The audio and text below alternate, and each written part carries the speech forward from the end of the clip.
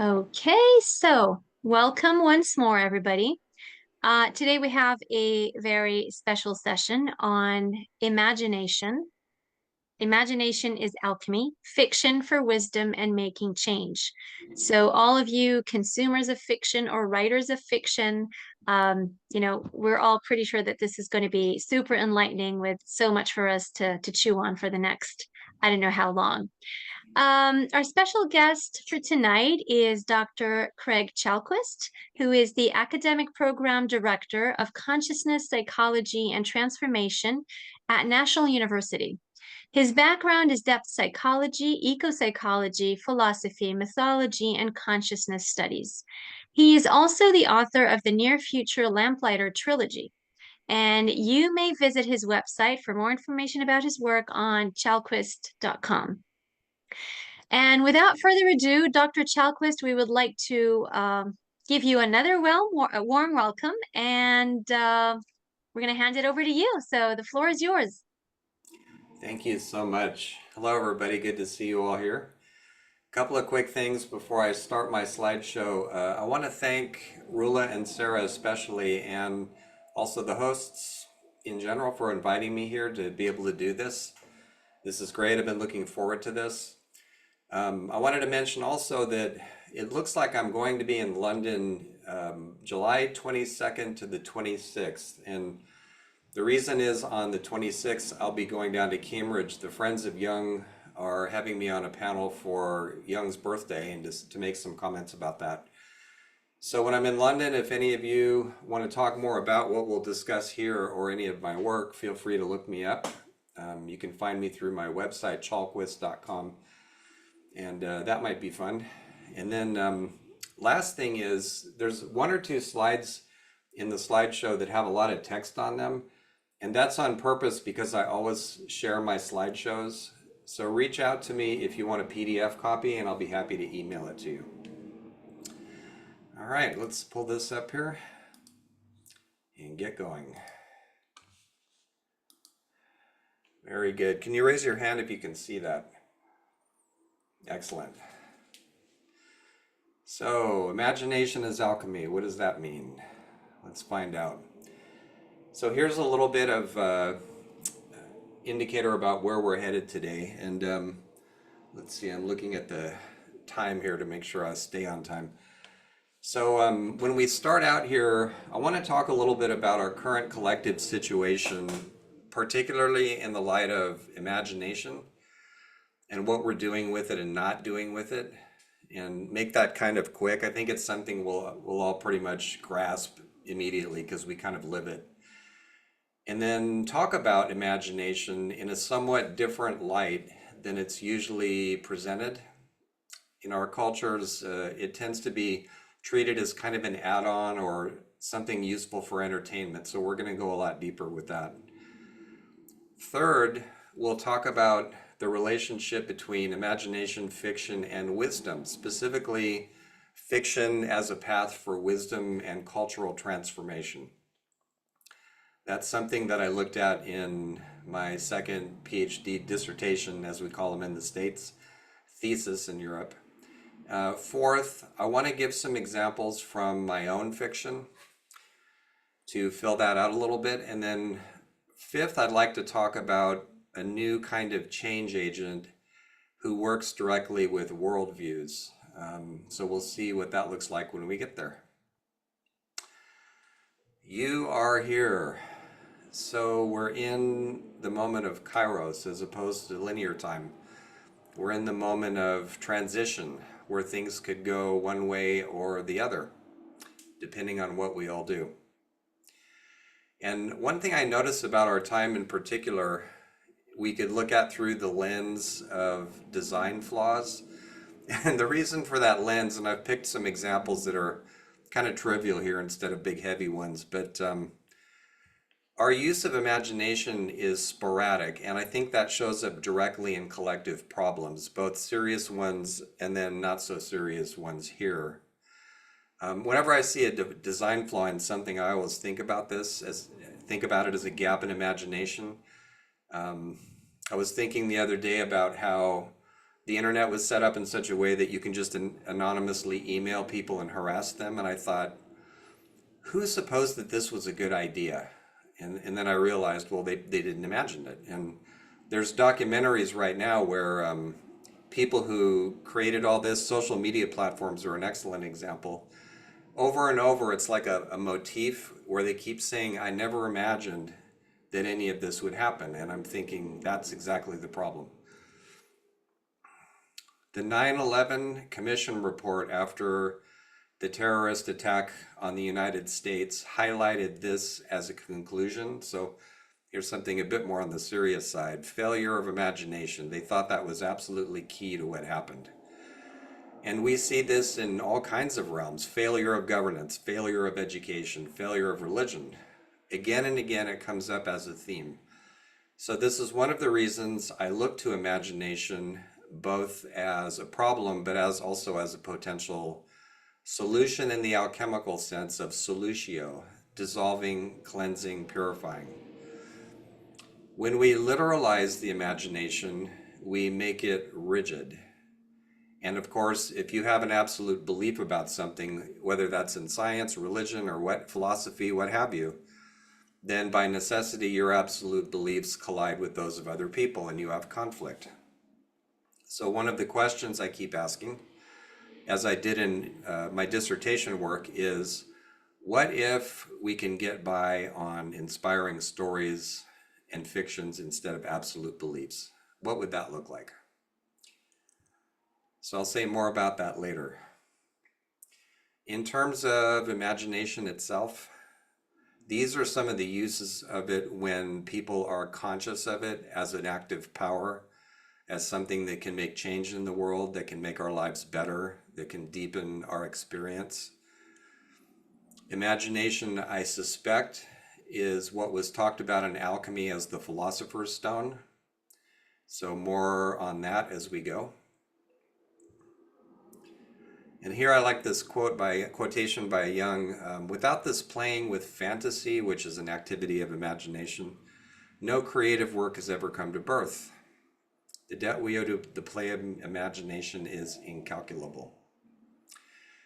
Also, Jung, in terms of his theory of types, talked about imagination as that which unifies all of them.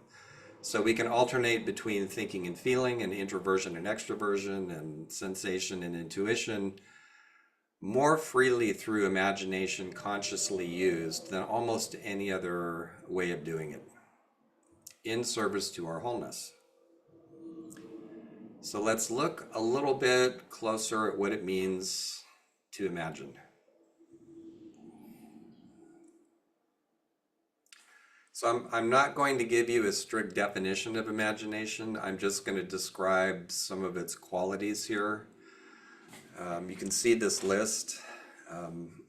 It can be passive or active. It can be shallow or deep. I put Gnostic on there because there are spiritual traditions that go at least as far back as ancient Egypt that talk about imagination as a spiritual power and also as a linkage between higher and lower, inner and outer. There was an old saying in Gnosticism, which is an esoteric path that got started about 2,000 years ago in the Mediterranean area, the Eastern Mediterranean. The slogan was something like a seeking of inner, outer, and outermost instead of higher and lower. I thought that was an interesting frame. Jung got onto imagination partly through reading G.S.R. Mead's descriptions of Gnostic accounts pretty early in Jung's career. And if you've read the Red Book with its fantastic art, you will see all kinds of Gnostic imagery in there. So I put on the list, I put Stone of the Wise because it strikes me that so many quotations from alchemy that either describe the stone or in this case have the spirit of the stone speaking about itself seem to echo what we know about imagination, including the fact that, as Mercurius puts it here, it can be healthful but also poisonous, depending on our degree of consciousness. So I won't go through this whole slide. This is one of those wordy slides I mentioned earlier. But just to touch on a few things in terms of research, my dissertation has a chapter that shows some recent research on the influence and power of imagination, storytelling, and play. And I have a link to it if you're interested. But notice the span of experience that this gets to: motor and somatic, memory, prediction. Subsystems are more active in the brain when we imagine than doing simple recall. Anticipation can actually be more motivating than retrospection. I think this might be useful for activists to know. There's a tendency sometimes in activism where there's an emphasis on what's going wrong, which of course we need to know about. But when it only stays with what not to do, what to remove, what to get rid of, what to fight, it doesn't offer us any images of, and then what? What does it look like for things to be pristine, to be whole, to be evolving beyond what we know today? So more on that a little bit later.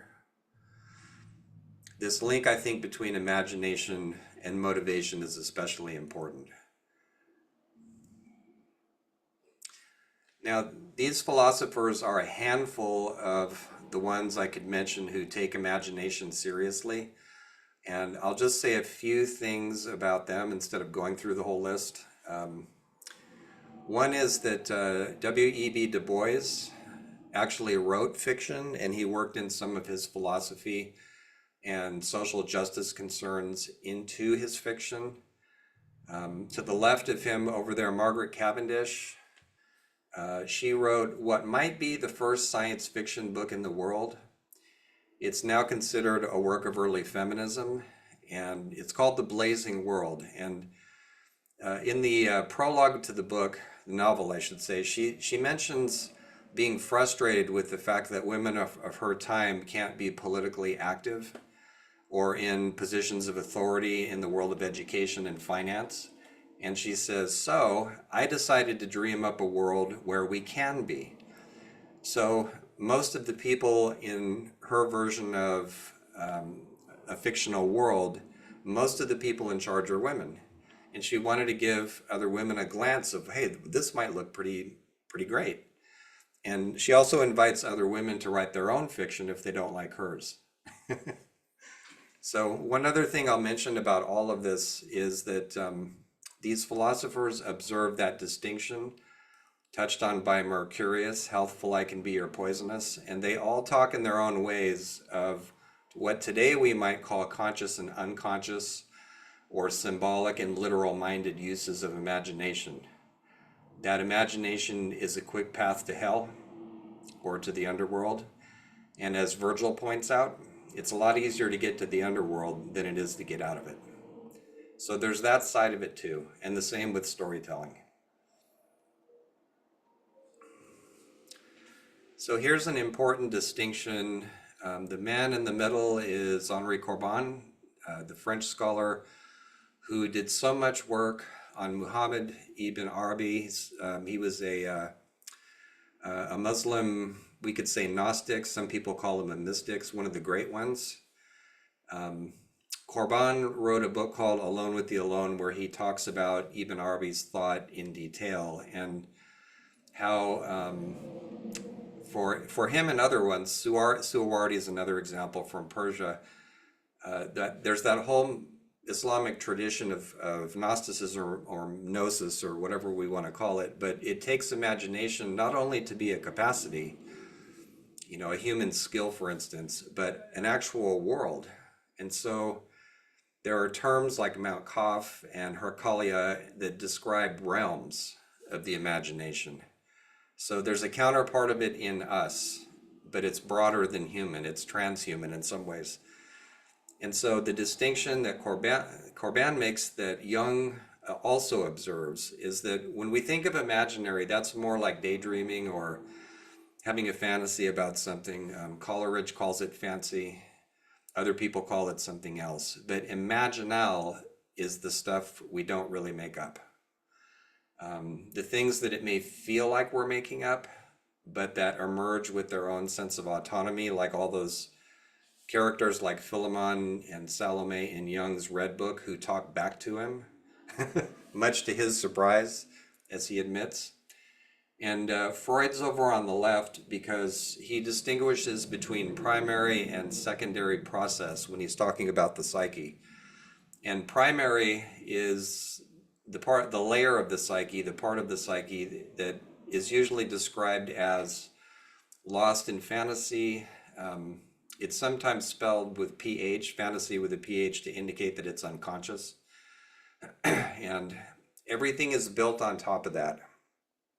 So what Freud calls secondary process, our sense of reality, our ability to plan, our theorizing, our logical structures, all of that is built on a layer of unconscious fantasy, which I think is one of the most important ideas in depth psychology. So I mentioned examples of imaginal realms. I played with this in my fiction a little bit, and I'll have more to say about that in a moment, but the idea of characters, let's say, or symbols in art, scenes that you might paint, stories or poems that you write. The idea here is that they not only live in an imaginal realm, according to these traditions of imagination as a kind of gnosis, but they themselves have a sort of autonomy, that they're actually alive in some sense. An idea worth exploring. So it could be said that I was partially raised by fictional characters. I grew up in a very confusing and sometimes violent household in California, and I often reached out to fictional, mostly heroes when I was younger, but then the audience got wider when I got older, for role models of how to be, role models of how to function. And so when I was scared, which I spent most of my childhood being, I would ask, what would Kirk do in a situation like this? What would Lord Corwin of Amber do? And one of the reasons I liked them as heroes was because they could be afraid. And I could relate to that. But the Steven Seagal kind of kung fu, or not kung fu, martial art heroes that came along afterwards, they never spoke to me. I was interested in the martial arts, but the fearless heroes never touched me. It was the ones who were afraid and moved forward anyway that really resonated with me when I was younger. And as I got older, these characters changed. I started thinking of them as role models for ethical behavior, for instance, or for how to be in love, or other things. So they helped me through to the point where I could actually find human teachers to teach me all that. So I remain grateful to these imaginal characters. And of course, by the time I got to college, when I started reading Jung's work and I came across Memories, Dreams, Reflections, which was I think it was the second book of his I read. The first was The Undiscovered Self. And in MDR, he talks about his encounter with the imaginal beings that showed up for him in active imagination, and how they're autonomous and they have their own goals and opinions and values and things like that. And that was not only eye-opening for me, but it gave me permission to, kind of after the fact, to take seriously these relationships I had with all these different characters. Philosophy, of course, also draws on fiction all the way back to Plato and maybe before. But I want to reverse that a little bit and say, give you a few examples of how fiction is actually used as philosophy. Not just philosophy informed by fiction, of which there are hundreds or maybe thousands of examples, but fiction itself that's used as philosophy. And so I've given you a list here. I mentioned Margaret Cavendish earlier. I mentioned Du Bois earlier. Some of these will be familiar to us. Wells, A Modern Utopia. He wrote a lot of philosophy in the form of science fiction and speculative fiction, as we would call it now. Star Trek, Star Wars, and my dissertation gives a few examples of how fiction is also used as a spiritual path, and even as a religion. There's some official list of religions somewhere, and Jedi is actually listed on it as a religion, and there's other examples. So as I went into this, more and more, my ability to think of fiction as unreal started to get blurry. So here's a couple of definitions. One is that the word itself in English goes back to roots that mean form or build. Myth, of course, goes back to story, speech, discourse, tale, other uses as well. History has a little bit of vision in it, as we see from its etymology. And lore is one of my favorite words, as I'll explain in a moment. Furrow, track, something that guides us, something that guides consciousness. So it seems to me, and this is what I looked at in my work, that we all have a fund of compelling fictions. I refer to them as keystone fictions because they're so important to us, more or less unconscious, and they comprise the fictions that we like go into those stories, and they comprise our worldviews in many ways. Bits and pieces that you've heard, stories that you've written, not written, wrote, movies that you've seen, but also things like scripture, philosophies you absorbed, teachings that came down to you from your parents. And the question here isn't so much whether they're accurate or not, but what place they have in your life. Oftentimes, lore is not accurate at all. I remember being told for years when I got into the martial arts, I must have been about, I don't know, 13, something like that. And one of the most persistent pieces of lore I heard was that you have to be careful when you hit somebody in the nose because it'll drive their nose bone up into their brain. And then I learned later that there is no nose bone, it's cartilage. So, from a medical point of view, that's false, but it's still part of all that lore in the martial arts. And there's plenty of other examples, baseball lore and science fiction lore and spiritual lore. Hence the word loreology. So I had to borrow an image of Holmes and Watson for this because in high school, I started reading Conan Doyle and particularly the Sherlock Holmes stories. And I noticed that in the very first one, A Study in Scarlet, Holmes names his profession as consulting detective, which of course confuses Watson because he's never heard of that before.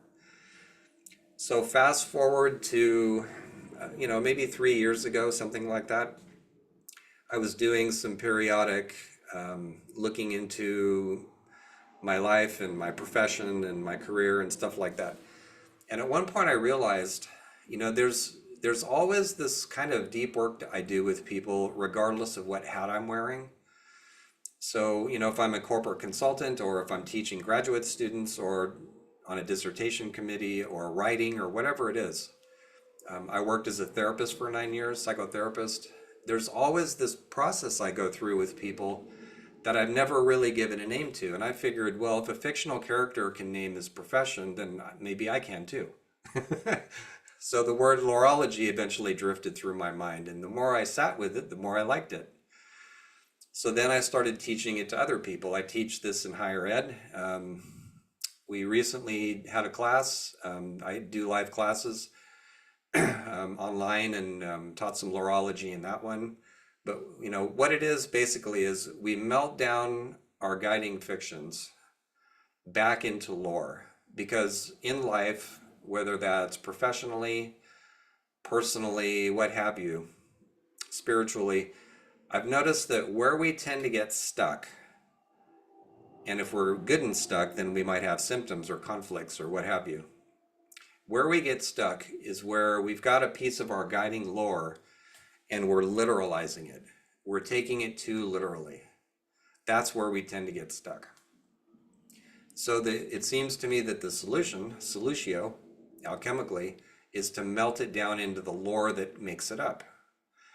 And depth psychology is a really great tool for this because we're always looking for the myths and the archetypes behind current events. So that, of course, is one part of doing loreology, an initial part.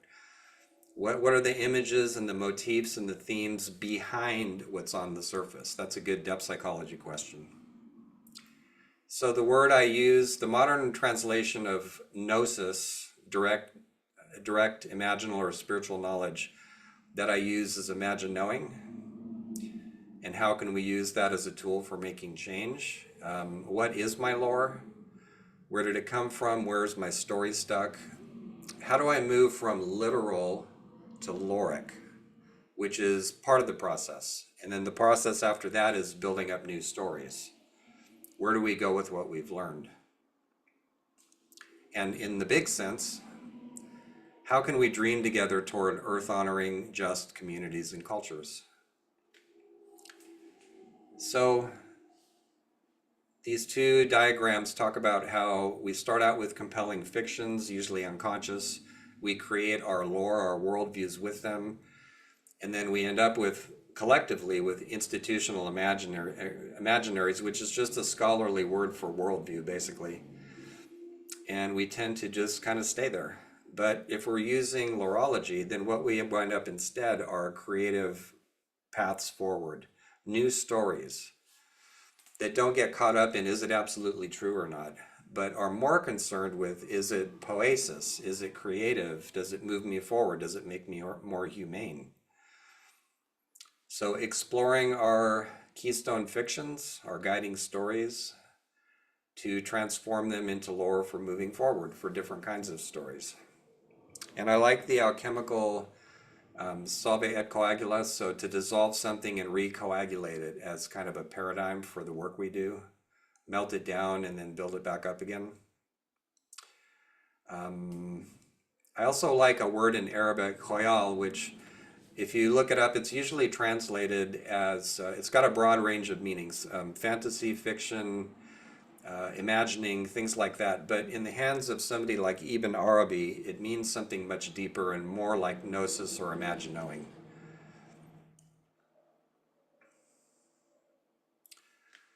So I'll give you a few examples of what all this actually looks like in life. So when I was in my early 20s, I had a dream about my birth mother. I'm adopted. And in the dream, she was calling out to me and saying that she needed some kind of help. So at that time, I was not only very young, but had yet to study psychology or be in therapy or any of that. That was all ahead of me. And I woke up thinking, my birth mother needs my help, I should find her, which I did. Mine was a closed adoption, so I had to do a lot of research. And what puzzled me was when I did locate my birth families and get in touch with them, she was the only one who didn't want to have any contact with me whatsoever. So at that point, I was in therapy for my psychotherapist training, so I made very good use of it and was puzzled. Why would I have a dream like that? And then, of course, learning about dream studies, well, it's symbolic. It doesn't necessarily mean what you thought it means. But it still kind of left me with a question. So many years later, several years ago, my birth mother, she had brain damage because she had a very adventurous life. Some of you might recognize on the left a picture of Sarah Connor from the Terminator science fiction films. She's really tough. My birth mother led a life a lot like Sarah Connor, and in fact, except for my mother's hair being shorter, she looks like this image in her younger pictures. She was a smuggler. She carried a gun everywhere she went. She was involved with mercenaries and basically an outlaw. So many years later, when my birth mother died, I was in touch with, among other people in the family, my aunt, her sister, and she said, I wasn't sure whether I should tell you this, but whenever you wrote papers for school or you published something, I always sent it to Lorna, your mother. And she read all of it, and she was actually following you online from a distance and learning from some of the things that you created. And she told me not long ago that she was really happy with the direction your life had taken. And so that was so amazing to learn, not only because it was emotionally impactful for me on all kinds of levels, but it helped me understand the dream. The story I had about the dream was too literal. My mother needs me. It's a total rescuer fantasy, right? In charge is the hero. We should always be suspicious of heroes. I can say more about that later. But my way of holding it now is that she did need me, but in a different sense. She needed to hear that I turned out okay. And maybe she benefited from reading some of what I wrote or from seeing a presentation or what have you. So now that makes more sense to me. So now I have a different story for understanding what happened. A couple of quick more examples. Years ago, I had a student who we were doing a somatic exercise in class, and I asked him and everybody else to check your body for where your dissertation lives in your body, and to just spend a few minutes scanning your body to do that. And when we debriefed after the exercise, he said he felt like somebody was pushing his shoulders down. And he was carrying a lot. He was an activist, but also working full time. He was a full time graduate student. He had kids on the way, all kinds of stuff. And so at one point, the image of Atlas holding the whole sky up came to mind. And my picture there's a little inadequate. He's holding up the world, which isn't in the myth. He's holding the sky up instead. But that helped the student understand why he felt overwhelmed. So now he had a little bit of lore to go with it. And then last example, there was a student I worked with some years ago who was an exemplary student until the last semester, and she started not going to class and all kinds of other stuff happening, not turning in papers. She was healthy, she was okay, there was nothing horrible going on in her life. But when she dug into this, which felt consciously like a resistance to finishing, she realized that there was this legacy of women in her family going back for 3 or 4 generations who had done the same thing because they chose to stay with family and be at home and take care of kids and things like that. So she felt that she was being disloyal to what those women had sacrificed, and she was able to create for herself a story where she brought them up in active imagination and thanked them for all the sacrifices that they had made and told them, I need to take a different path, but I honor you for the one that you took. And then she was able to graduate. Story work. This statement by Brian Atterbury, I think is, if I had one statement I could tell the entire world, this would probably be it. Only the humanities, and especially our story systems, are capable of rewiring our affective and cognitive modes of being in relation, there's an of missing, in relation to the ongoing ecocide, away from collusion and ignorance toward active resistance and hopeful dreaming. Actually, if I was going to present that to everybody, I'd probably rewrite it a little bit to make it a little less intellectual, but we need the humanities to change how we live on this planet. That's the message I get from this. So a little bit about where my fiction comes in, just a little bit. In 2021, I started writing stories that ended up being tales of Terrania Rising, which is hopeful science fiction set in the near future, about 70 years from now. And once I started doing that, I kept going. So I've now written a trilogy, Soul Mapper, Heartlander, and Lamplighter. And what interests me is the journey of humanity toward consciousness, toward maturity. Gordon Dixon was an influence on me. He was a science fiction writer who lived a while back. And he talked about full spectrum humanity, in other words, people who had access to all their experience. And that was a vision he brought to the stars. And so that gave me some ideas as well as other influences. I've recently published on that list there, A Chorus of Resistance. That one and Tales are both story collections. And in my fiction, I tend not to focus on heroes. I tend to focus more on people who are caught in difficult situations, who have to rise above themselves to become more conscious of not only what they're doing in the world, but how they influence other people. These are the covers I put together for all of them, and fortunately, there's a capable artist, which I'm not, who's redesigning these now. So Carmen Sorrenti, shout out to you. I saw your face earlier. She's working on that right now. Can't wait to see them. But that's the trilogy right there. And this is one of the protagonists, Miriam Najjar, who surprised me by founding a religion in New York City about 70 or 80 years from now. And it's based on imagination, play, storytelling. There's some ritual and ceremony in it. It's post-patriarchal. There's no dogmas, no priests. There's no sacred book. There's nothing in terms of a rigid moral code. The closest they come is their ethic of care, and lamplighters do a lot of service.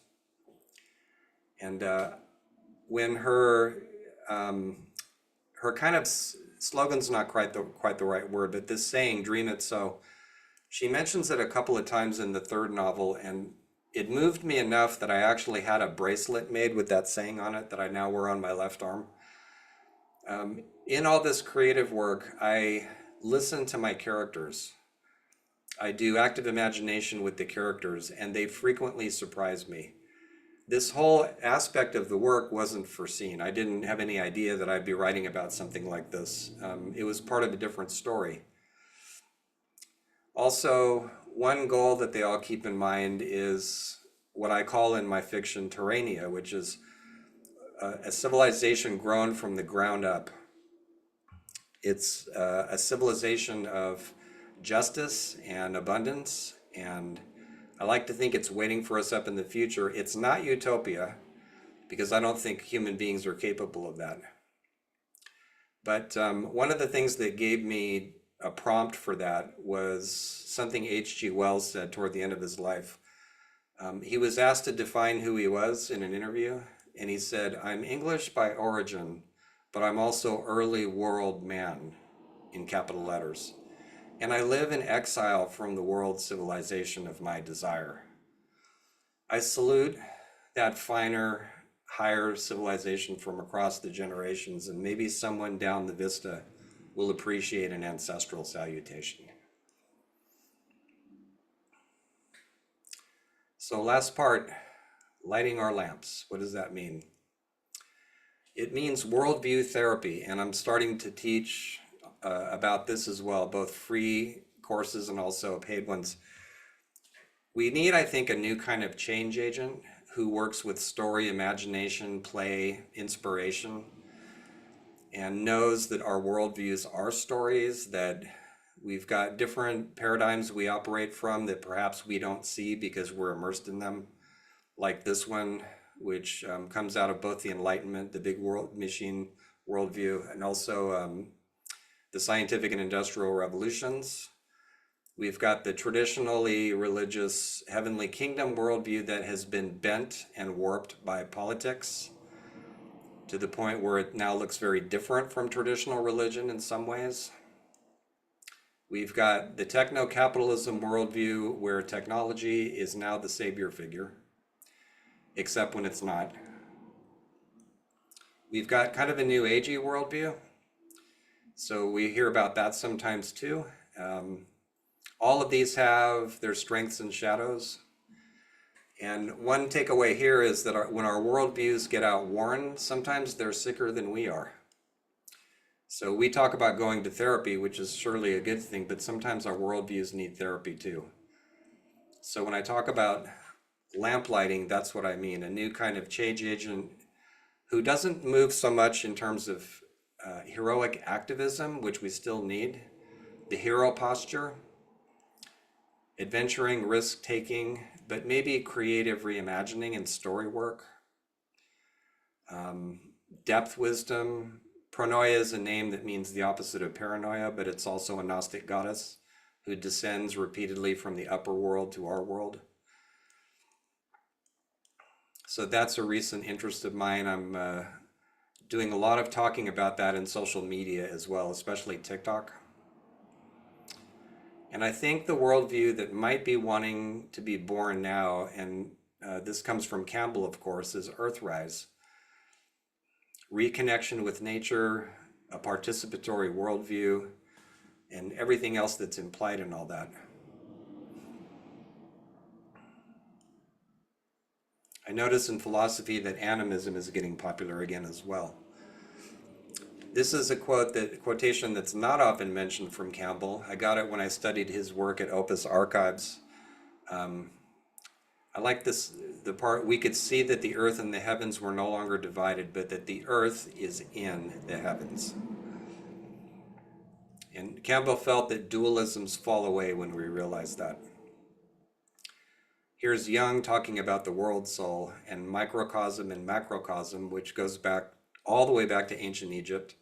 There was actually a goddess named Heka, H-E-K-A, in English characters, who was the bridge between higher and lower. That works its way into alchemy as above, so below, and into, of course, Jung. So a quick recap. Imagination is primary and the root of our worldviews. Unconscious imagining can lead to literalizing and absolutizing. For things to change, that has to change. We have to have new imaginings, new fictions, new stories. Loreology is one of many ways, many kinds of creative work that can melt down those literalisms into lore for new stories. I mentioned lamplighter's as a new kind of change agent, and of course I had to throw in Jung. You can't wash a dog without getting wet. All this is messy. All this is complicated. So a few final quotations. Sonequa Martin Green, when she started to do Star Trek Discovery, which was on for a while, I like her take that when you have a story that shows a picture of a utopian future, I think that having a vision of it can help you actualize it. Tolkien, such is the course of deeds that move the wheels of the world. Small hands do them because they must, while the eyes of the great are elsewhere. As Ursula K. Le Guin would put it, all the hope that's left in the world is in the people of no account. And last slide is some resources and places to find me. Chalquist.com is probably the best place. And I have a monthly newsletter also where I talk about some of this and also events. So there we go. Craig, that was absolutely amazing. Thank you so much. And I mean, there's a little synchronicity here. So we have our Sacred Arts Conference coming up soon in Oxford University next weekend. And what you just spoke right now would be an incredible introduction to that because loreology, the way you put it, is such a sacred art. And I love how you connected together all the different paradigms that we learn from. And it was especially heartening to hear you speak about Ibn Arabi and his, the world of imagination or alam al-khayal, especially that, he sees it as the way that the divine discloses itself and Yeah, how the unseen becomes visible yeah, and how there's no such a thing as unreal in the world of imagination. Rather, it is a different form of truth that is revealed to us in a very unique way. So thank you for bringing all those out to the table today. And I'm pretty sure there are so many questions and comments on your wonderful presentation. So we are opening the floor for questions and comments. You can either pop those up in the chat box or just simply raise your virtual or real hand. Maybe we could see the virtual hands better. mm. So whichever way you like.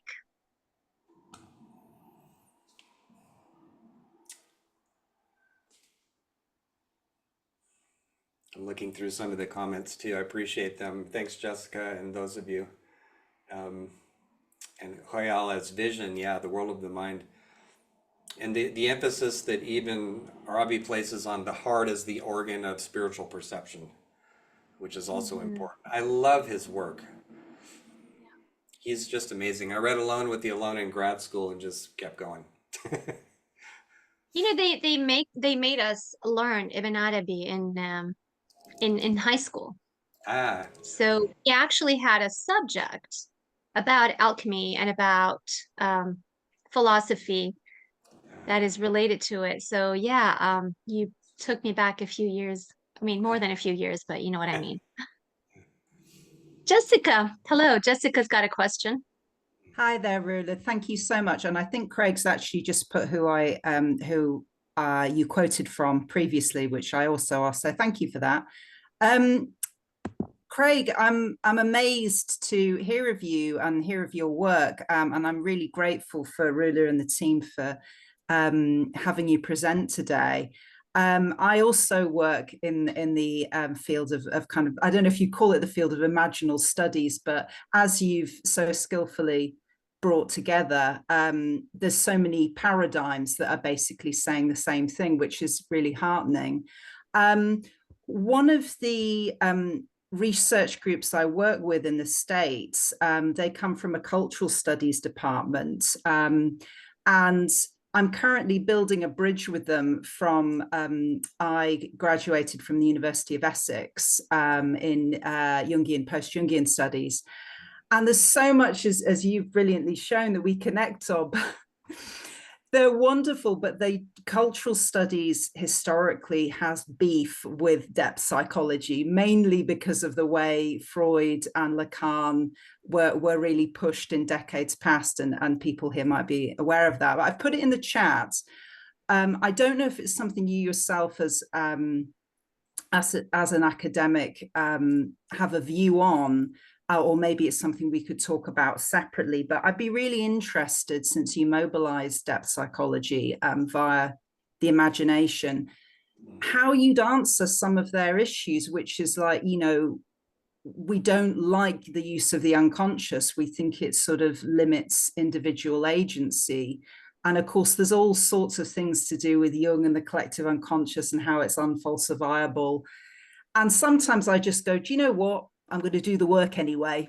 I Yeah, respect where your discipline's yeah, coming from. I really respect that. But also this is where my discipline's coming from. So let's walk alongside each other. But I'd sure. love to know if you have a view on this. So yeah. I do run in, yeah, as an academic, I do run into that in the States and other places. And so I have some sympathy with some of the complaints about depth psychology, especially in terms of universalizing people's experience. Yes. I hear them when they say that. And for myself, when I think, for instance, about archetypes in particular, I tend to go to the natural world, not also culture. I'm not excluding that, but my kind of barometer is if I can see something archetypal in the natural world, I tend to think it is universal. If I can't see it there, I don't. Kings and queens, leaders for sure, heroes. Weeds are heroic, right? They pop up out of nowhere, they spread all over the place, and then they ride off into the sunset and they leave behind soil with the nutrients brought to the surface so that a more mature ecosystem can move in. So I can see that, but and I usually say heroic to get the gender part of it out of the way. So, but I do have some sympathy with some of those criticisms.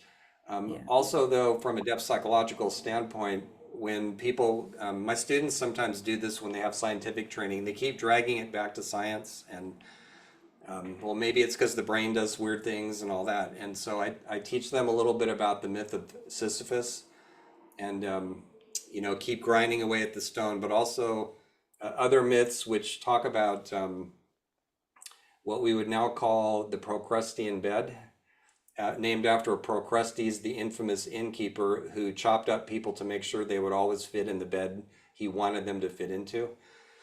So oftentimes in those criticisms, when they tend to be dogmatic, there is a myth hiding.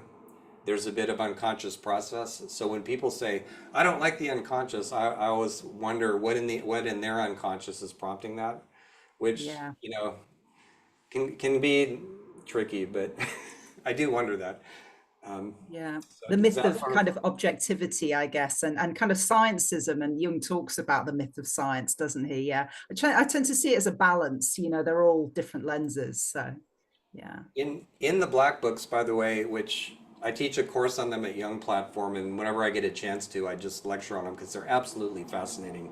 They really deepen my appreciation and other things about Jung's thought that were in the background that brought forward to me when I read those journals. But in the Black Books, Jung is repeatedly told by a character called Soul, who I'm convinced from mythological reasons is actually Sophia.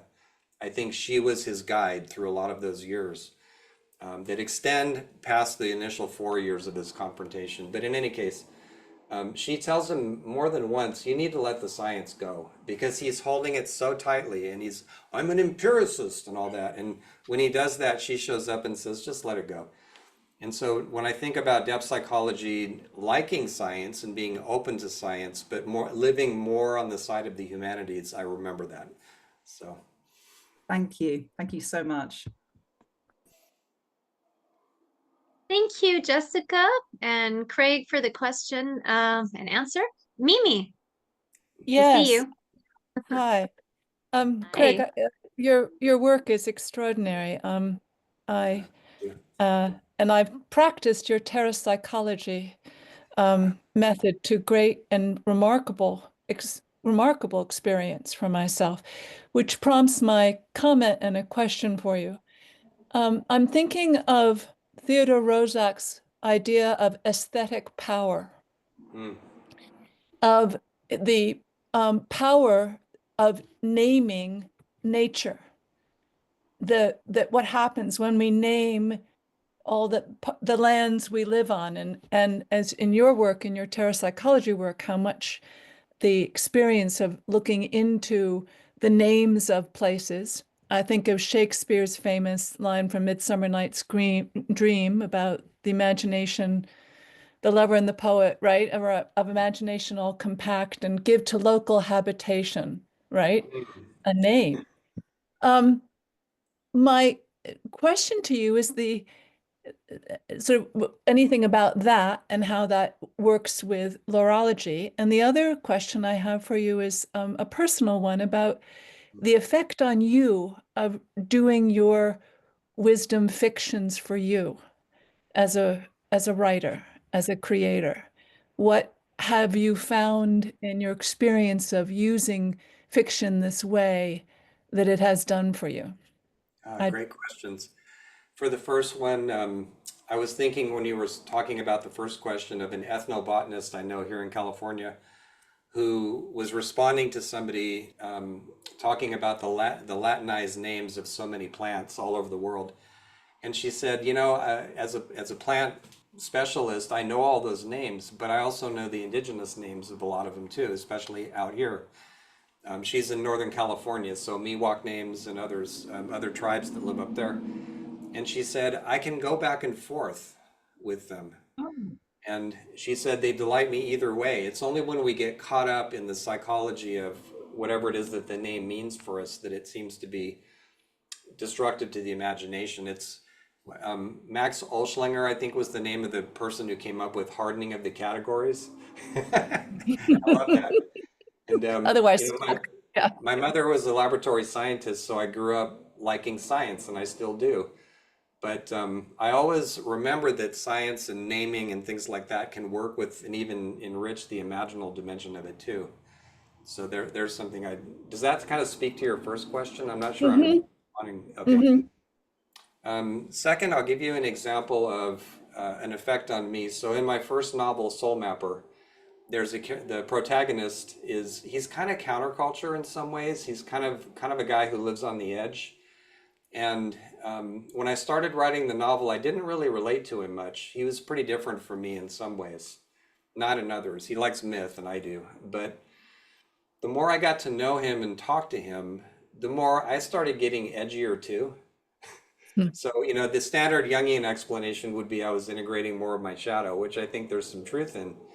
But it took the form of conversations and not so much unearthing something I was unconscious of as stepping more into a side of me that I hadn't really lived in for most of my life.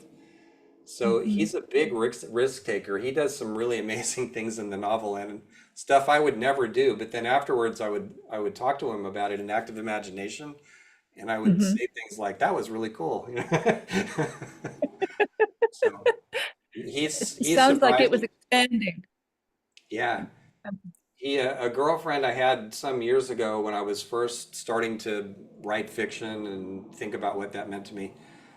She was a painter and she wanted to do a painting of me that was not like photo real painting, but more like impressionistic, you know. And she painted him. And I hadn't written a word about him, but I had dreamed about him. and not talk to her about him.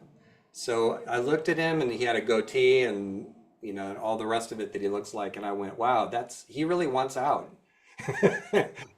So I wrote Thank a you. one last thing. I wrote a novelette, and I thought that was as good as I was going to be able to give him. And then he told me in active imagination, I have a whole secret side to my life that you don't know anything about. And so he wanted a novel. I told him it probably wasn't going to happen, and he got a novel. So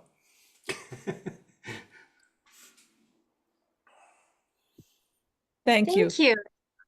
Thank you, Mimi and Craig. Mary is asking if your dissertation is found online. it is. Let me just respond here real quick. Such a bad multitasker. Um, let's see if I can quickly find the direct link to it. If you go to my website, chalquist.com, you'll find it, I think, on the first page. Let's see if I have it right here. I do. I'll put a link in directly to it. Here it Great, is. thank you. And I see a question from Caroline. Do you think early trauma has a part of play in transformation? Do you mean a part two play? Um, I'll assume that's what's meant. Absolutely, it's true in my life. A number of people, I think, share that. There's a tendency of mainstream psychology to reduce any kind of I don't know, any kind of transformation to what trauma we went through when we were younger. And the two have a relationship, but they're not cause and effect related. If anything, that's backwards. And I'm Hmm. thinking of there's an essay wrote on psychology and literature where he talks about this in terms of creativity. And he says something like the psychologist has nothing to say about the elements in a work of art being caused by somebody's early experience. I can't remember exactly how he puts it, but that's the meaning of it.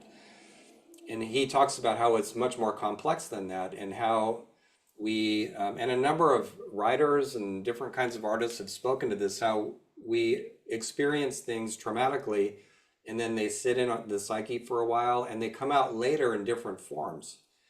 I'm thinking of Tolkien in the ditches of World War I, and then later writing The Hobbit and then The Lord of the Rings, and him insisting in interview after interview that they're not causally related, that the War of the Ring is not World War I, but still there's a thematic link, right? Thank you. And there are some questions, I believe, Sarah, you probably can't see them because they're direct messages. But there's one from Pam asking if you have a conceptual appetite for using the imagination to build, discover, and fulfill your life. Does that reality sit inside so-called reality, or is it the logic, wisdom, and magic free in all its conventions? Oh, great question. There's a term I sometimes use in presentations called imaginal liberty that I learned about the hard way. So some years ago, I was giving a presentation on parapsychology, basically how the things of the world, including the built environment and the natural world, show up in us as moods, complexes, things like that. And I was going to include a mythic component and the story of Baucis and Philemon, who were this old couple who inhabited a village in Greek myth at one point, and the lessons that they learned about hospitality, xenia as it's called in Greek. And so I love that story. Xenia is basic to a lamplighting approach that I talked about earlier. And so I was going to present this through an ecological lens as backing up a certain form of activism that I was interested in at the time. And so the night before the presentation, Baucis and Philemon show up, and I'm outside in the anteroom before I'm presenting in the dream, and they walk up to me and he says, "We don't want you using our story like that." And I woke up and I actually felt embarrassed, like somebody had scolded me. I took the story out. So after the presentation, I thought about it more, and it led me down this whole path of realizing that the imaginal or the unconscious or imagination, whatever we want to call it, has to be free to do its thing. If we're trying to force it to go into a certain course of action determined by the conscious mind, it gives us the finger. It goes haywire. It calls up Trickster, and then we get to play with Trickster, and that's not always fun. So if there's an imaginal push behind what we do, it's almost like it has to be an indirect push in some ways. And that can be different in different people, but that's how I tend to experience it. So one of the reasons I write fiction, in which I include some philosophy and just things that are values for me, is I always make the story come first. I don't preach at people. So is that answering what you brought up? Hope so. And Jessica, And I'm that's the reading your beauty. comment. Yes. Yeah, Tolkien, I'm reading the comment about the Silmarillion, partly inspired by World War I and his love of language. It all goes into the composter, the psychic composter, right? And then it produces gold. So, Ray, did I just see your hand up?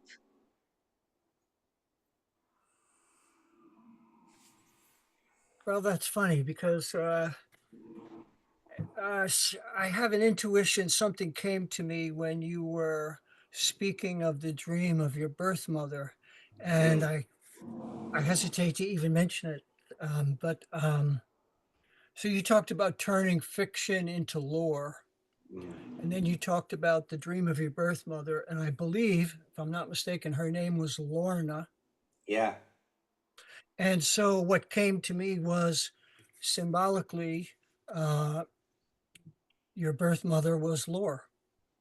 yeah, Hence you came, I love that. hence you came up, hence you came up with loreology. But what came to me was loreology because you were talking about gnosis afterwards. So I Yeah. don't know why, I'm telling you this, but that's what came to me when you were speaking.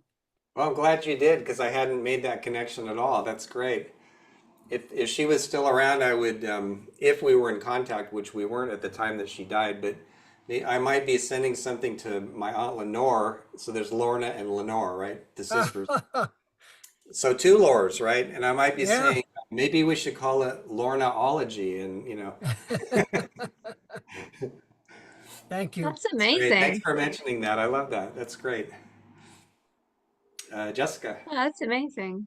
Jessica, please go ahead. Ray, you weren't the only one that made that connection, actually. I'm glad you said something because I was sort of half looking at it going, Lorna, Lord, yes, so well done for saying that. Yeah. Um, it's completely gone out of my head. Oh, yes, that's right, law. Um, Craig, I don't know how much time you seem to be very active on social media, which is great, actually. Because one of the things I find frustrating about my field is that there's a lot of people who, understandably, are very wary of social media. But I think it is Yeah. great to get this law out there, and where lots of people can see it. But I'm just curious about how au fait you are with fandom studies, because this word law means something very different. And I study fandom studies, and I'm a fan, particularly a sci-fi fantasy fan, and I also write speculative fiction.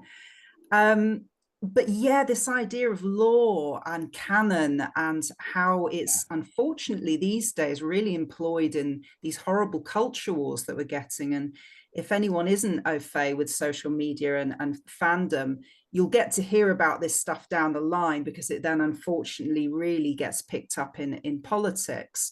But I'm interested on your views of like the mobilization of law and storytelling in that field, if you wouldn't mind expounding on that. Yeah, I know a little of it. I know some from being a fan of science fiction and fantasy and just speculative fiction in general. I haven't been in many conversations about that. I've seen a few. And one of the things that strikes me is this habit that we all fall into sooner or later of literalizing our lore. So these arguments about Star Trek said this, and you know, the fan take on this is not within the canon and all that. I mean, using all that religious language too, right? And every time I see that, almost, I'm reminded of that quotation by Jung where he says, "Where we are absolute, there you see our religion." So even there, right? And you know, it comes up everywhere. You see it in philosophy. You see Descartes searching for absolute certainty. And he was an orphan who lost his daughter at one point and got shuffled all over Europe talking to kings and queens. No wonder he was looking for certainty. He didn't know where he was. He was in the army too at one point, I think. But you know, this quest for absolute certainty as a defense structure is what I always come back to, and the psychoanalytic way of holding it. That we aren't some of us safe with being in a state of ambiguity, or dealing with fragmentation or what have you. And so then we defend against it, ward it off by trying to have these absolutes in our life. And that's where we get stuck. So loreology is a way of melting that down and saying, well, if we play with this, if we fantasize and dream into this, what might show itself? Maybe the story could come out different.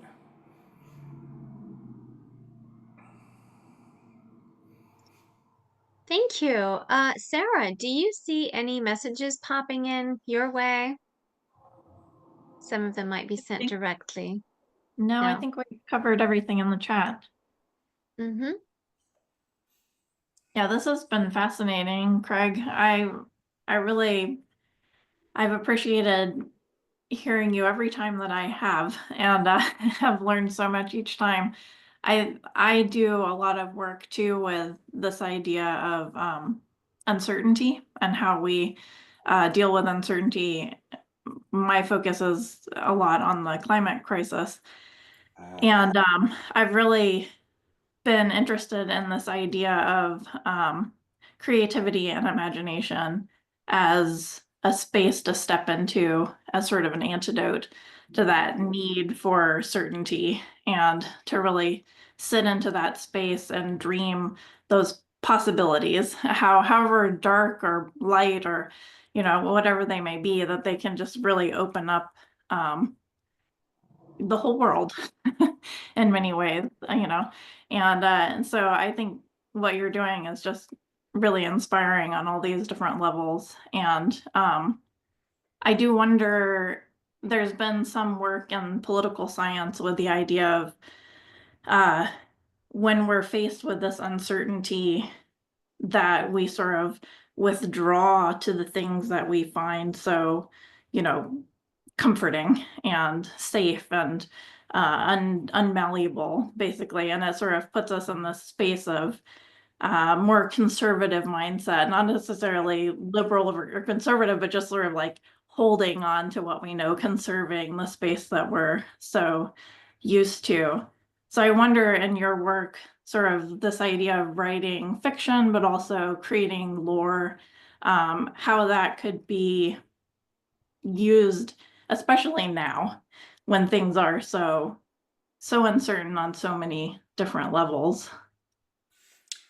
Yeah, that's a great question. I remember reading during my the research part for my dissertation that a huge chunk of conservatives in the United States sense were actually Star Trek fans, and that the stories in some ways were creating a bridge to those people. And I grew up in a conservative Christian family, and you know, once I hit college, everything was up for grabs. But I do remember what that was like, and I'm still in touch with some members of my family and all that. And I remember conservative mindsets being more about tradition and protecting what you have and things like that. And you know, at the time I was growing up, there was a conservative president, Nixon, who passed a lot of environmental legislation. And so things have now become so polarized here in the States that in a way, conservative isn't the right word anymore. I can think of several other choicier ones, but it's not anymore about conservative and liberal. I think that's what's been put on us as a way to divide us from each other, you know. But it could even be that conservative and liberal, if you look at them through a Jungian lens, they might be archetypal in the sense that there's a tendency in all of us to want to conserve and keep traditional forms. Jung describes himself as a conservative, not in the political sense that we understand it today, but he does mention that about himself. And you know, how much he gets from the lore within his family and how much he got from Christianity, even though he battled with it. So there's that side, but then also present in Jung himself is the side where we want to put all that out of the way and go forward and get on to new things and all the rest of it. And I think we both have those tendencies in each of us to some extent.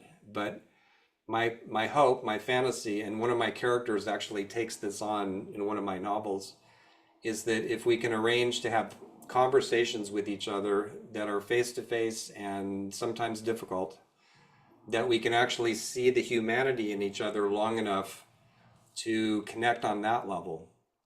It's when we only see each other in social media or in some kind of abstract argument that you see online that all the projections come into play and we start attacking each other that way, you know.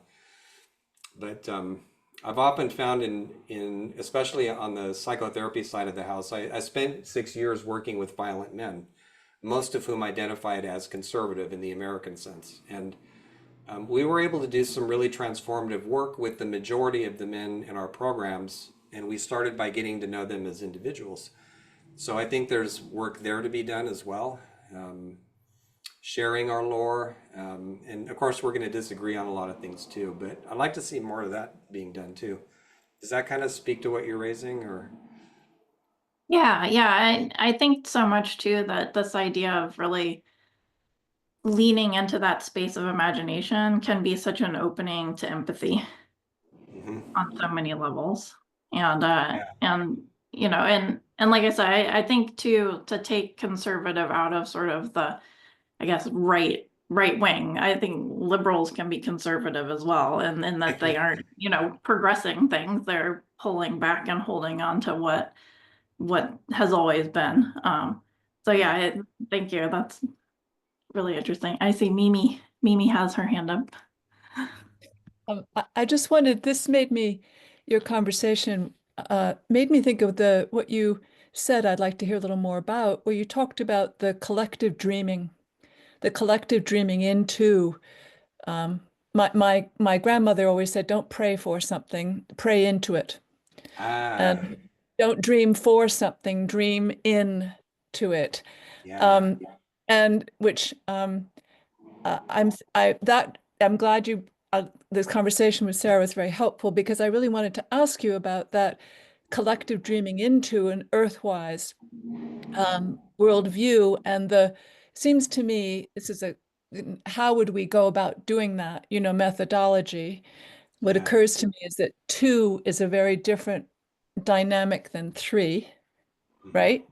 2 is, and 3 is, we got a transcendent function there waiting to happen.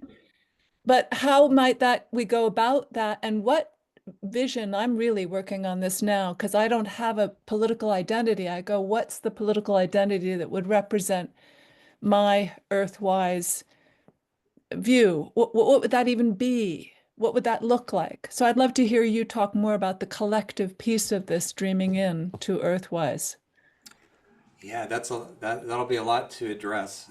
Yes, it is. I'll see if I can take a piece of it. Just a piece.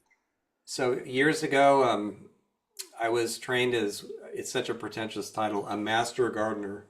You know, like I know something about soil science and that's about it. But the University of California and all across the states have training programs to teach people how to do community gardening and be mentors, you know.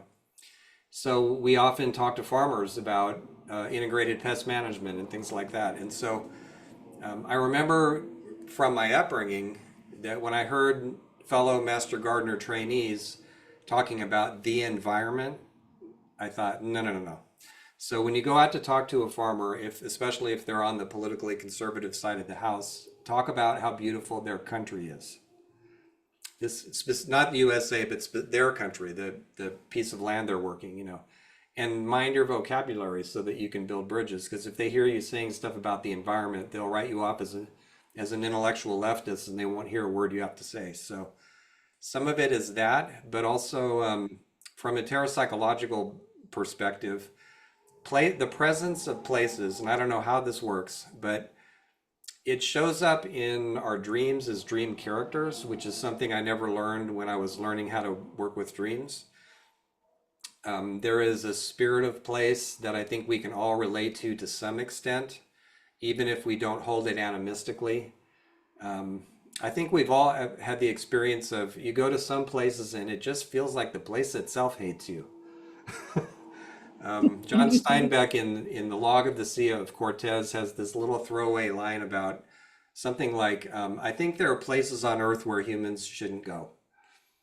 The place doesn't like us, something like that, you know.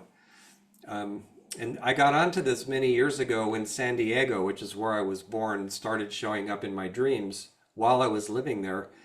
And the usual explanations about Great Mother and Anima and all that were just falling completely flat. And this dream figure would tell me things about herself, and I would go and investigate, and it turned out they were actually physically true. There's an oil spill over here, or there's something going on over there, or there's about to be, you know, a meadow that's going to get turned into a housing project, and then a month later it would be. So there's something deep about how the presence of the place itself works its way not only into our dreams, but our moods, our depressions, our anxieties, things like that. So we might have some common ground there too. And even when we don't consciously, we for sure need different stories, different kinds of stories about our relationship with nature and earth. So in many mythologies, as probably you all know, earth and nature and place show up in many different forms. The gender part is always fluid or not mentioned, but there's some powerful dynamic that works its way into nature myths, as we would now call them. The people who told them just thought they were stories, sometimes big sacred stories and sometimes more for entertainment, but myth wasn't a separate category. It was just part of their lore. So Earth lore. Earth Yeah. lore would be how we get to Earth wise, how we do the politics of it. Is Earth lore? What is the meaning, the beauty, the what is this place we live for you? You know, what do you love about here? You know, capital H here. Those are openers, I think. Yeah. I Yeah, also, thank you. in terms of method too, I think of, there's a family therapist whose last name is Palazzoli. She's from the Milan Institute in Italy, and she had this really great exercise she would do with highly conflicted families, but also in the corporate world. She would come in and she would say, all of you people who are fighting are going to work together on a project, and you're not going to talk about what's bothering you, which is contrary to the usual psychological advice. Get it all out in the open and all that, process it, you know. She was like, no, work on the project. And what she found was that as people got to know each other, they built safe relationships to the point where they could then talk about what the conflictual pieces were and have some chance of resolving them. I think that's a good model. I agree, and it makes me think of the as real methods here would be the citizen councils Yeah. that bring people together, and nobody knows what your political party is, and you simply work on something and it's rooted in place. I hadn't really made the connection to that very practical, pragmatic activism and earthwise and archetypes and lore and this deep stuff. So thank you very much for helping me see though. That's parapsychology politics. That It that is. works. Yeah, it is. Thank you. There's one other thing I'll mention too is years ago, the Master Gardener trainees set up a demonstration garden in one of the more conservative parts of Northern California, up in the East Bay. And so we got a really big mix of people all across the political spectrum. And sometimes they'd come into the garden and they'd be kind of hesitant, like, who are you that I'm talking to, and stuff like that. And so they'd come in and say, yeah, I work at the Richmond oil refinery right up the road, and my whole family owns this and that and the other thing. And we would always, we talked about how to deal with that before they showed up. And so we would say, well, that's great, but there's corn that needs planting. Or can you help with the compost over here? And then we would always do relationship building first. And sometimes the politics wouldn't even come up after that. So that was a good way of actually working with nature to get to know people. Oh, there you go. There you go. Working with nature to get to know people. That would change a lot. Thanks. Thank you so much, and thank you for this conversation. We don't want to cut the Q&A short, but we also want to leave time for the second half of things. So this has just been wonderful. Thank you so much for being with us, Craig. Give you a big virtual round of applause here. Thank you so much. I appreciate it. Good to see all of you Thank here. you so much. Thank you. That was wonderful and truly inspiring. And for those of you who are joining us for our storytelling conference later this month, Dr. Chalquist will be one of our plenary speakers, although he will be joining us online. But again, we are very honored to have you with us again later this month. And thank you so much for today's inspiring session. And with that, we will now give everybody a break for a few minutes. And Craig, if you would also like to participate in the second part of Psychreative by reading an excerpt of your creative work or some loreology, of course, you are most welcome to do so. If you've got anything prepared or if you'd like to pick something up in a bit. I would love to be Um, able to do that, but I'm getting bugged by work trying to reach me, so I need to go do my administrator thing. well, But thank thank you you. so much for joining us during Thanks. work and Take care, during everybody. the week. Thank you. We know that we've got Hetty and Ray. Are you here, Ray? I can't see you. Oh, there you are. So Hetty and Ray will be reading poetry. And also, I can see Mabel. Mabel, will you be sharing a poem with us today? Sorry, my No? boys are Okay. my boys are in, so we have to Right. they need Okay. to Well, study, that's so I have to fine. be silent. Sorry. Yeah, thank you. Right. And anyone here from And I'll the be leaving. ICFRAS? Yeah, thank you. All right. Well, thank you so much for joining, Yes, Mabel. thank you. Anyone else from the Ekphrasis course who would like to share a poem? Well, anyway, this is an open mic, so whoever in the audience would like to share something later on, if you don't want to now, but you change your mind about it later, you are most welcome to do that. Oh, Evelyn, I see you. Evelyn, would you want to read something?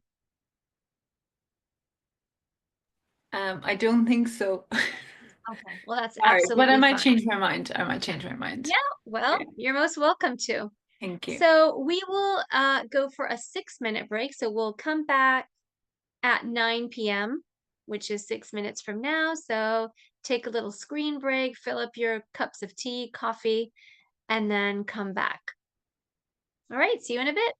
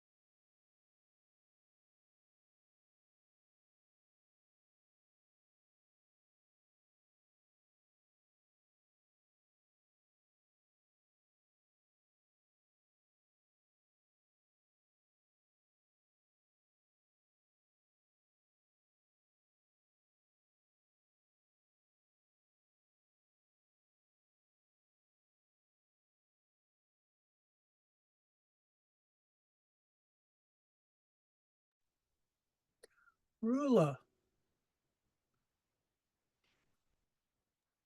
Yes, Ray.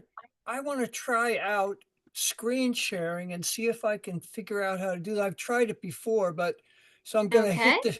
hit the share button, and Yeah. then I'm going to hit the image that I'd like to share. Uh-huh.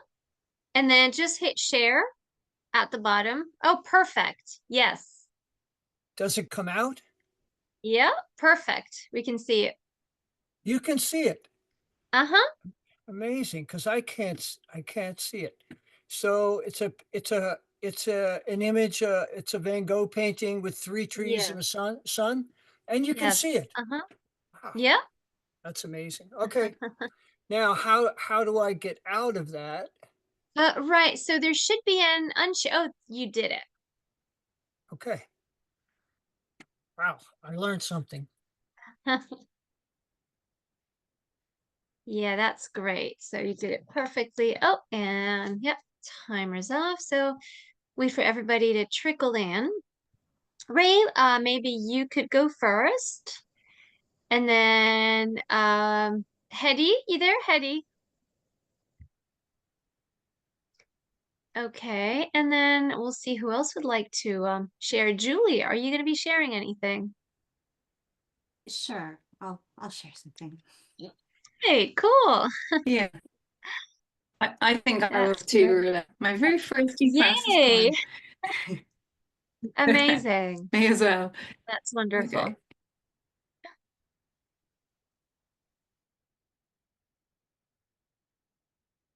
Okay, let's just give it another minute. So Sarah, we've got Ray, Hetty, Julie, and Evelyn. Great. And do Wonderful. you want to share anything today, Sarah? Um, I don't know. We'll see how much time we have at the end. I may read a little from my book, but if only if we have time. So Oh, yes, we will make time for you, so don't worry. well, wonderful. Okay, wonderful. So yeah, anytime. Sarah, I'm going to hand it over to you, and I'll be here to keep an eye on the chat box and other Yeah. requests. Sounds great. Well, Ray, I heard your name first, so are you ready to share? Yeah, I'll see if I can get this image up again. All right. Oh, actually, this will be a different image. Can you see that? You see anything? No. Yes. Yes. Oh boy. Now I've lost you guys. Okay. So I hope I can't see on my screen what you're seeing. So does it look like a wheat field with blue sky on top? Yes, it does. Yeah. Okay. All right. I'm taking a class on Vincent van Gogh from Stanford with Alexander Nemeroff, and it turns out that at the Van Gogh Museum in Amsterdam right now, there is an exhibit by Anselm Kiefer, who, in my humble estimation, is one of the greatest contemporary artists in the world. And his exhibition of paintings is giving homage to Van Gogh. And this is one of the works that he did, I guess, honoring Van Gogh's works on wheat fields. And there's actually actual wheat stalks that are attached to the if you know how Anselm Kiefer works, he uses real objects in his paintings. So he has an idea that, or at least I get the idea from him, that human beings may not make it, but nature will. So there's a documentary on Anselm Kiefer called "Over Your City's Grass Will Grow." So I wrote a poem in response to this painting. Only the grass will mark our graves. Once we are long gone from the earth, autumn will arrive transplendent. The grasses will wave in the wind. The sky will be swirling with seeds. Yet if no one walks in the field, if there are no longer any human eyes to see or to weep, can anything be beautiful? So that's the first one. Beautiful. And let's see if I can get that second image up again. You can see it? Yes, we can. Okay, so the pollard willow, this tree is called a pollard willow. So it's a willow tree that's been pruned and cut off because the branches will grow, and then they grow rather quickly, and then they cut them off for firewood. So this is not so good for the tree. It's a pragmatic thing, but Van Gogh was fascinated with it. And so I wrote a poem that has to do with this. And the only other thing you need to know that is he painted right up to the end. And when they put him in his coffin and put his paintings all around them, and some of the paintings were still wet at the moment of his death. So this poem is called, okay, Beside the Deathbed of Vincent. The pollard willow drips with tears after a rain that does not cry. Yet I weep beside his coffin, surrounded by paintings still wet. Is all art just mere projection? Or do the pruned branches reach for the light of the setting sun like brushes yearning for canvas? Hamlet had to become a prince, even though it was the mousetrap that held the truth of a murder like a mirror or a witness. Van Gogh could never earn a life, yet his paintings made him earnest, just as trees spend their entire life belonging to the soil and sky. If you choose to become a success, how can you then make a painting which must become a pieta because something inside has died? Life cuts the sap of your true self. Your branches continue to yearn, yet there is no trunk of meaning, even though the rain continues lying in your coffin to fall. Thank you. Lovely. Thank you, Ray. Just beautiful. And so interesting to see the paintings that inspired you. So thank you for sharing. Right. Next, I think I heard Hedy. And Hedy, you're muted. Yes, I have problems sometimes with my mouse. It doesn't go where I want. I think I'm gonna share screen. And shall I read one or two poems? You let me know.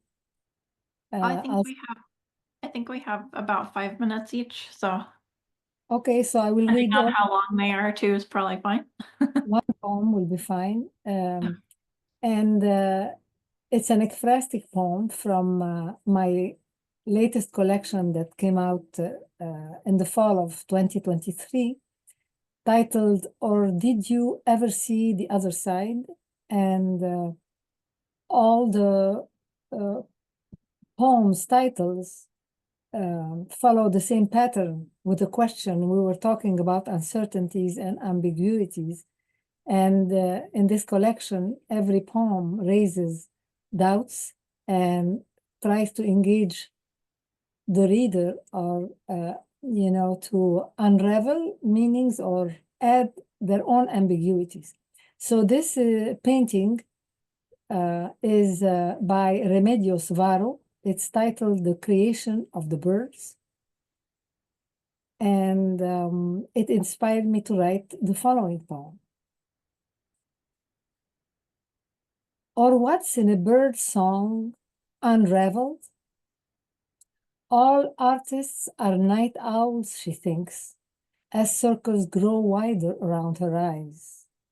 Eyelids lowered, her brush, an extension of her violin-shaped heart, adds the last touches of blush to the feathers' tips.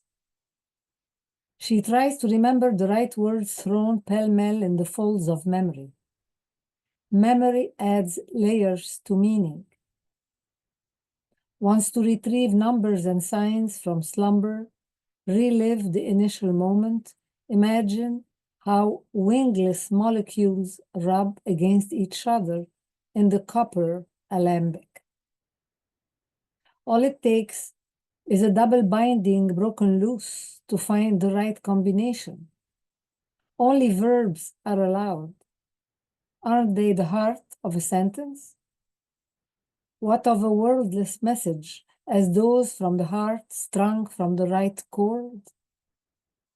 She holds iridium glasses to gather light from stardust.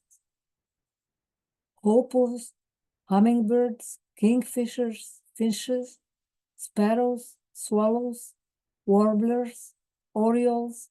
She has lost track of how many species flew in search of an answer, each bird carrying its own song from all corners of the earth. Her wings aren't strong enough to cross the 7 valleys. She needs to send an emissary to partake in the colloquy of birds. Barefoot she steps over shades of silver dust strewn by shooting stars, conjures up their broken light night after night. The original formula, lost since time immemorial, led to confusing myths such as people drowning in their own reflection or making love to their creation. She knows the secret of the bird's song, its loops and roundness, but chooses silence, lets its wings flutter through the open window. She will try again. And this is the painting again. Thank you. That's beautiful. Thank you, Hedy. Beautiful as always. And again, so interesting to have the imagery. I love that you did that last time too, so that we can see the inspiration. So, right. I think you said Evelyn. That was one of, all right. Evelyn, are you ready to share? I am. It's my first one, my very first time sharing. So, and I was trying to get the painting up, but it was from the birthday, Rula, that Martha's birthday. So I hope you all know that painting. Here goes. No opposition can halt the feeling, somber with anxiety, forbidden tales. Lifting from the darkness, embracing shift, floating like a dandelion wish, preparing for a meal of hope. White as frozen water with purity, yellow as the sun with warmth, pink as flushed cheeks of a Sunni bride. No clump of trees, no veil of tears. Both have vibrations, eternal life. Above and below, the colors flow, all conquering. Beautiful. Thank Short and you. sweet. And thank you for being with us and for your willingness to share. Really lovely. And Thanks. Julie. Thanks. Yes. Another one from the class. So bring Welcome. another relatively raw bit of work. So yes, this is from inspired by this ink blob, actually nail polish blob, just so you have a sense of what I was writing towards. And I'm going to share my screen because it's a list poem. I know can be hard between the page and the ear can take a little bit of translation. So, transplantation. I grasp this orange as if knelt at river's edge to slurp from cupped palms. dig each thumb deep into its heart. Violent green flesh rends inner seams, ruby tears drop onto my white shirt. Perplexed, I ask, what does your fruit taste like?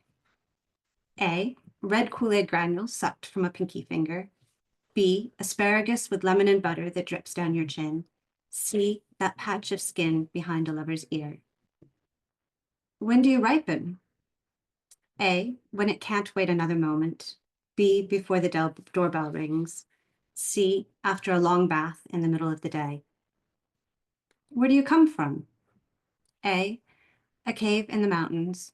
B, after gnawing my leg out of the trap. C, walking into the city while blood drips. What are you good for?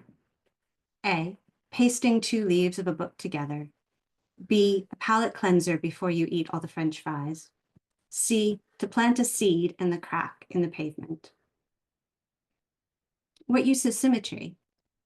A, none whatsoever. What have I been waiting for?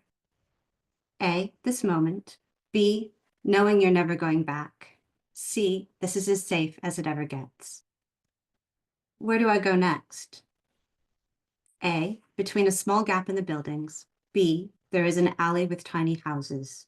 C, a listening room. Where should I place you? A, by the kitchen window. B, where I can feel the sun in my bones. C, a dream of California.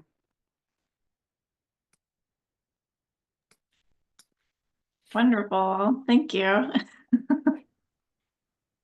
feel like that was each option could be a poem in and of itself.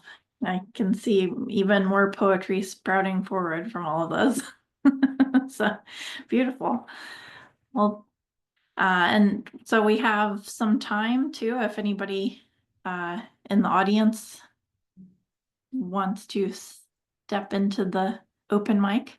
I don't know. If you've been inspired to share. So I've joined in. I've kind of, as I was curious, I don't write poetry at all. So I'm sitting here drawn and just enjoying listening to you. I hope you don't mind me just to hang around after the Chalquist No, not at all. discussion. Absolutely beautiful, absolutely beautiful. It's really, really fulfilling to hear you share everything, all your beautiful poetry. So thank you for allowing me here. Wonderful to have you. You're most welcome, Lisa. This is a yeah. free open space for everybody. And you're one of us, so. Oh, it's so lovely. I've been meaning to just join in. But again, I'm not a poet either, but it is something I would love to dabble in, So just everybody's a poet. They just don't know it. That's it, That's it. So I don't have too much to contribute to the evening. Well, I may read just a little piece from my book that just came out at the beginning of the year, just because I felt like it really feeds into what Craig was talking about and what we were discussing in terms of uncertainty and the stories that we tell and all of that. So I'll keep it short, but here's a little piece. So the beauty and gift of uncertainty, as I see it, is that there is possibility in the not knowing. There is a way forward in the both and that leaves us open to mystery and unknown treasure. What I hope to lean into as well is less an active hope in Macy's terminology. This is Joanna Macy, but more a complex hope. For those of us who do not see ourselves as activists, what we do to confront climate change can be especially daunting. It's complex and nuanced. There is always the possibility of going out into the world to march and protest with others. This is an active hope. However, there's a more complex hope that also moves us inward. This is one where we fall in love with the earth, honoring the loss that it brings. This is one that I hope, yes, I hope, to imbue here, to find an image of Earth that means the world to you.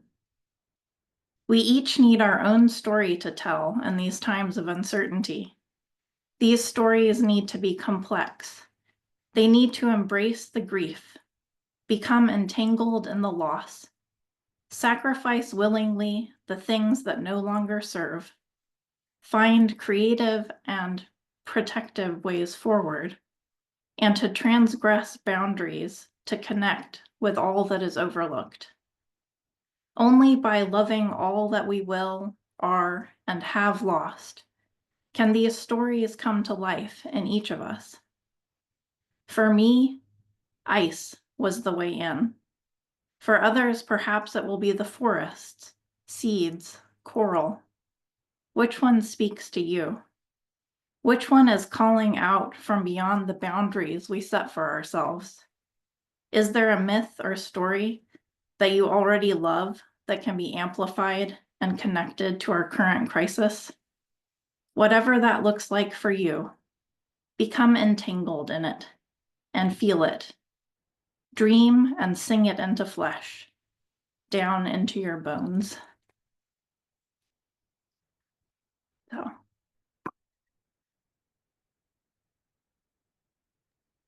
Gave me the shivers there. Just Sarah's book is an incredible, not just scholarly work, but also an incredible work of art. So it could be read as one long poem. And thank you, Sarah, for sharing a small excerpt from it here today. Yeah. And by the way, we have a recording of Sarah's session all about her book. It's on our Psychreative YouTube channel, so you could see it for free. So thank you, everybody. I might read a really tiny little poem from Simply Being. The poem is called Negretto. And since we're talking about, dark times, confusing times, loreology, the need for art, the need for making art. Well, this is a poem that was actually written during lockdown. And it is also about being in the dark and wanting to get out. And it was told from the perspective of a fly. So I was literally the fly on the wall here. And but the core theme is to trust the creative process, something that many of us found ourselves attracted to without really understanding why. We just trusted the process. And this is actually how Indelible grew. It grew during that dark time. Indelible is our literary journal, by the way. And it was the start of Psychreative, the start of LABRC, the start of everything. So sometimes great things are born in the dark. And, well, here it is, Negretto. From a spout among the ebony waves, I shake off a pair of tiny wings. A flutter fans its way out, glossing away from the raven dark depths, floating off, away from the confused mass, toward the glowering embers of a mysterious flicker. Like a moth to a flame, I do not understand. I was a fly, not a moth, but anyway. So thank you so much. This was wonderful. All of you just being here, simply being here. And yeah, so I really care about simply being. Just be in whatever way you are. And yeah, I mean, sharing your presence, sharing your poetry, sharing your thoughts, your ideas. This has been truly wonderful. And our next Psychreative session will be on June 18th. And it will feature one of our really wonderful LABRC members who is a very, very talented musician and videographer. And many of you have probably met him before, Daniel Shuba. So he will be starring our next Psychreative session on the 18th of June. So mark your calendars, and we haven't yet announced it. So you are literally the first to know. But we will be announcing it very soon. So hopefully by the end of next week. And thank you so much. Once again, have a wonderful day or evening and see you very soon. Thank you, Rula. Thank you. Ray, Thank you, Henny. Thank you, everybody. Thank you. Thank you. Bye. Thank you, Sarah. Thanks.